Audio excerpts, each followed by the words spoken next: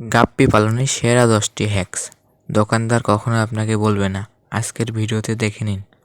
আসসালামু আলাইকুম গাইস, কি অবস্থা সকলের? আশা করি সকলেই ভালো আছেন। Welcome to my channel fish and birds. Fish and বার্ডসের নতুন একটি ভিডিওতে আপনাকে স্বাগতম। ভাই, দোকান থেকে 500 টাকার মেডিসিন কিনে আনতেছেন, তাও মাছ মরে যাচ্ছে। ভাই, কোনো মেডিসিন কিনতে হবে না। এই 10টি জিনিস, এই 10টি হ্যাকস জানা থাকলে আপনার আর কোনো মেডিসিন কিনতে হবে না, আপনার আর কোনো মাছ মরবে না ইনশাল্লাহ। প্রথম যে হ্যাকসটা সেটা হচ্ছে পুঁইশাক। হ্যাঁ, পুঁইশাক নামটা শুনে চমকায় যায় না? পুঁইশাক হচ্ছে মাছের জন্য অনেক উপকারী একটি খাবার। সপ্তাহে একদিন পুঁইশাক সিদ্ধ করে দিতে পারেন। এতে কি হয়, মাছের হজম ভালো হয়, পানি কম ঘোলা হয়, কালার বুস্ট হয় মাছের। এরপর 2 নম্বরে হচ্ছে যে এই এক্সট্রা বা মেডিসিনটার কথা বলবো, সেটা হচ্ছে রসুনের রস। হ্যাঁ, এটা সকলের বাসায় থাকে। মাসে একবার এই রসুনের 1 ফোঁটা রস খাবারের সাথে মিলিয়ে মাছকে খেতে দিতে পারি। এতে কি হবে, মাছের যে পেটের মধ্যে প্যারাসাইট হয় এগুলো মরে যায়। নাম্বার 3, কলা পাতা। শুকনো কলা পাতা ট্যাঙ্কে দাও, পানি সফট হবে এবং পিএইচ কমাবে, স্ট্রেস কমবে মাছের, ফাঙ্গাস হয় না মাছের। এতে মাছের অনেক উপকার। এটা বাদাম পাতার বলতে পারেন। 4 নম্বরে হচ্ছে মানি প্ল্যান্ট।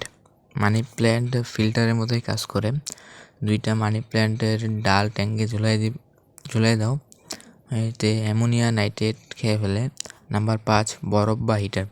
গরমে কারেন্ট গেলে বোতলে বরফ ভাসায় দাও। গরমে কিন্তু পানির টেম্পারেচার অনেক বৃদ্ধি পায়, মাছ গরমে মরে যায়। এতে আমরা বরফটাকে বোতলে ভরে বা বোতলে পানি ভরে ফ্রিজে রাখে, সেই পানিটাকে যখন বরফ হয়ে যাবে তখন সেটা দিব ভাসায়। ডাইরেক্ট বরফ দিলে কিন্তু হবে না, মাছের আরও সমস্যা হবে। এবং আপনারা ঠান্ডার সময় হিটার ব্যবহার করবেন মাছের জন্য। নাম্বার 6, মশারি বেবি সেভার।